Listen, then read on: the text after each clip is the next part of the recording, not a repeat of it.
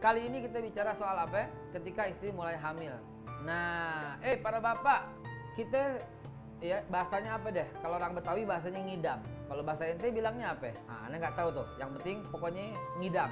Ngidam adanya satu hasrat keinginan yang kadang-kadang emang suka ngerepotin.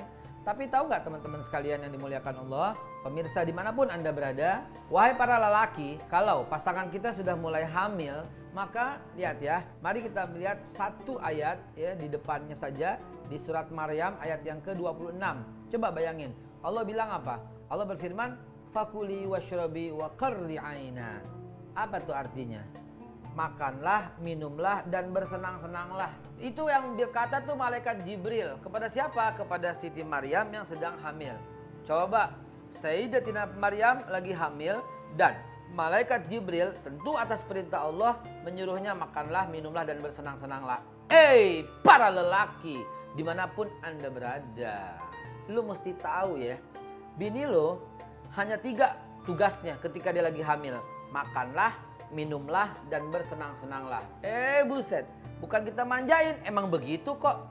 Karena anak akan gelisah ketika ibunya yang lagi hamil itu lagi gelisah. Anak jadi pemurung nanti kalau ibunya pemurung. Karena itu Quran udah paling pas banget dah. Makanlah, minumlah, dan bersenang-senanglah. Sehingga kalau istri sudah mulai hamil dan dia mulai pengen mencari sesuatu, kabulin. Jadi ngidam itu jangan nggak dikabulin. Walah ini bid'ah. Apa bid'ah? Jangan dikit-dikit bid'ah dong. Ini nggak boleh diikutin, nggak bisa. Ikutin. Disuruh bersenang-senanglah. Dan itu perintahnya kepada siapa? Kepada Maryam. Dan ente sebagai pria-pria yang tentu tanggung jawab dong. Lu jangan mau hamilin doang dong. Kan bini lu tuh. Jadi lu mesti apa? Tanggung jawab, makanlah, minumlah, dan bersenang-senanglah. Teman-teman lu bayangin dah. Dulu banget ya. Waktu bini saya hamil.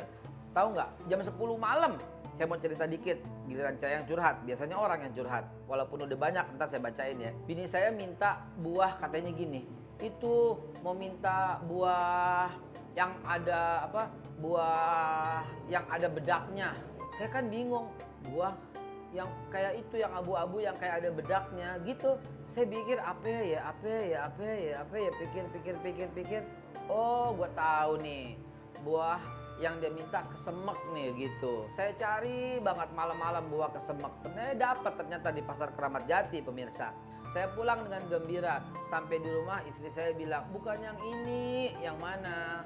Yang mana dong? Yang itu yang ada bijinya gede-gede itu yang ini. Oh itu sawo. Lu bayangin coba, gue cari lagi sawo akhirnya. Tugas saya emang begitu. Tugas kita semua yang memang begitu. Sebagai laki-laki, sesuai dengan yang apa yang Allah ajarkan, makanlah, minumlah, dan bersenang-senanglah kepada istri. Jadi tugas istri ketika hamil cuma 3, makan, minum, bersenang-senanglah. Tanyakan istrimu, sayang, kamu tuh yang bikin senang kamu tuh apa? Gitu ya, yang bikin kamu senang itu apa? Tanyakan istrimu.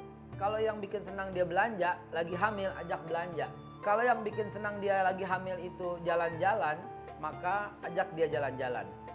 Kalau lagi hamil, yang bikin saya senang itu adalah baca buku. Ajak ke toko buku dan beli apa yang dia inginkan. Kalau yang bikin dia senang itu, pokoknya apapun yang bikin istrimu senang, kewajibanmu lah untuk mengabulkan.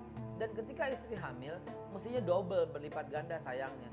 Kenapa? Kau tanyakan dong, mau makan apa? Kau tanyakan dong, mau minum apa? Kalau repot, pakai trik. Kalau dia mintanya ntar yang aneh-aneh, gila loh. Repot loh. Dia minta mau minta minum jus apa ya? Jus buah naga campur nangka, campur nanas, campur duren. Kan nyarinya nggak ada ya. Mendingan pakai tips, pakai triknya begini. Mau jus melon apa jus semangka gitu. Biar dia yang pilih, dia gembira. Atau kalau mau makan, tanyakan dia yang mau makan somainya pakai apa aja, somai doang atau campur pare, begitu. Tapi intinya teman-teman sekalian, firman Allah ini mesti kita pegang agar suasana di rumah itu sakinah, mawadah, warahmah. Makanlah, minumlah, dan bersenang-senanglah. Karena itu kuncinya. Dan jangan lupa, mencetak generasi unggul, mencetak generasi yang memahami kehidupan dan pergaulan, itu saya bilang unggul ya. Dia paham situasi, agama, ngelotok, dunianya hebat, fisika kimianya juga jago, bahasa Inggrisnya juga cakep, sehingga kita bisa bekelin, itu hanya ada pada anak-anak yang gembira.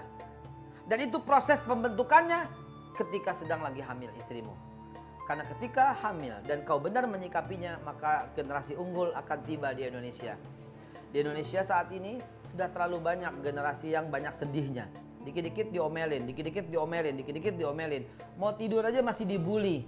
Nina Bobo, oh Nina Bobo, kalau tidak bobo digigit kebo. Lah, anak lo ketakutan. Anak seumur segitu dibully. Terus kalau pulang cuci kaki, tidur gitu. Terus malam tidur. Udah malam tidur. Seolah-olah anak yang tidur itu anak yang berbakti. Kan ini kacau. Jadi proses pembentukan anak itu saat ketika istri hamil. Sekali lagi teman-teman sekalian, sebagai kata penutup saya mau sampaikan begini. Malaikat Jibril memerintahkan itu tentu tidak pernah dan tidak akan salah. Karena yang dia bawa adalah sebenarnya firman Allah Subhanahu wa taala. Dan Allah lah yang paling paham terhadap sebuah kehidupan. Kalau Allah Subhanahu wa taala memerintahkan kepada setiap pria untuk menyenangkan hati istrinya, maka itu adalah tanda untuk mencetak generasi yang unggul.